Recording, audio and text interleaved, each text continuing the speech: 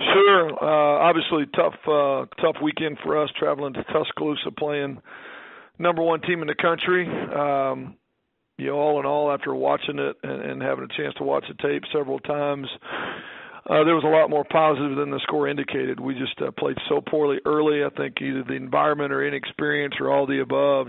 We really had some busts and some issues early that they just exposed, and we got ourselves behind really quickly. But once we settled down, we played much better. I thought we matched up better than I thought we would in a lot of areas, and played physical and played really good football at times. Just really put ourselves so far behind so early, it was really tough to compete at the level that we wanted to. So frustrated with that, but also encouraged with what the film actually looked like. It was a lot more positive than I expected it to be.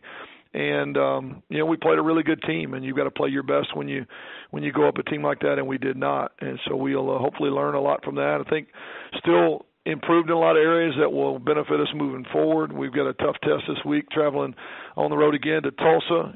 Coach Montgomery's doing a great job there, and it's a tough place to get to and tough place to play. And they come off playing a really good game against Texas. I know they were down early, but obviously didn't quit, and went from 21-0 to a 28-21 loss. But bound to be a lot they can take from that, having been that far behind and able to come back and make that kind of game of it. Guy I know and respect and think the world of, and think he does a great job. And we got to learn how to go win on the road, and this would be an opportunity to do that against another Group of 5 conference that we all recruit against, and so it's big for us and big for the league.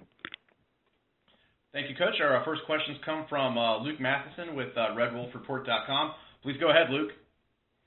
Hey, Coach, what are some of the things, you talked about some things that you guys learned from Alabama. What are some of those things that you guys learned that you can use moving forward?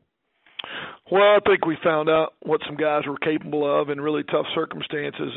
A guy like Darian Jackson played great, led the team in tackles. Forrest Merrill had a phenomenal game, just a guy that we didn't know a whole lot about that really, played physical, was great in matchups and played with tremendous effort. I think a guy like Brandon Boulding stepped up and really helped us in some areas on offense. And at the same time, for us to rush for 175 yards against a team that only gave up 16 yards the week before, it's not enough, but it was a sign of some things to come in terms of our ability to move some double teams and win some matchups up front that are really difficult. And so, there's still some good to take away from it. It just, it's hard to see those when the score is what it is and when you don't play, the way you want to. What are the challenges that Tulsa is going to present to you guys this week? Well, they look completely different than what we've played the first 2 weeks, and so for the defense, they'll pump a ton of air in the splits. It'll be a lot like working against us every day. So hopefully they'll be able to draw from the experience they get from playing us on a daily basis, but just completely different than what they saw this week with Alabama.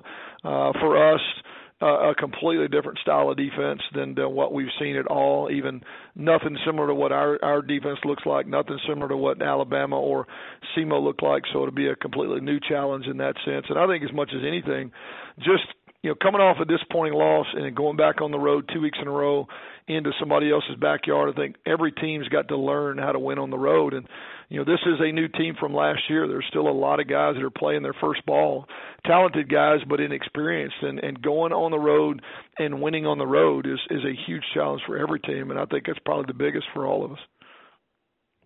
All right, Coach, appreciate it. All right, thank you, Luke. Our next questions come from Dan McDonald with The Advocate. Dan, please go ahead. Morning, Coach. Morning. You mentioned earlier the big for the Sun Belt. The Sun Belt was 3-0 this past week against Conference USA and went 6-3 overall with the losses to the Power 5 teams. Is that something that y'all do? You mentioned that it's big for the conference. Is that something that's sort of cognizant in everybody's mind? Oh, absolutely. We all want the league to be represented well, and we want to represent the league well, and we all understand that for us to continue to gain power within our conference, and if we get the credibility that we think it all deserves, then we've got to cross conference lines and win games. It really comes down to productivity. We've done a great job of that in bowl play, but we've not had a really, really good preseason non-conference I guess showing to this point. We've had guys do well, and we've had some signature wins, but collectively as a conference, this would be huge for us to all play well and come out of non-conference play with some wins, both in Power 5 and if not Power 5, definitely across conference lines.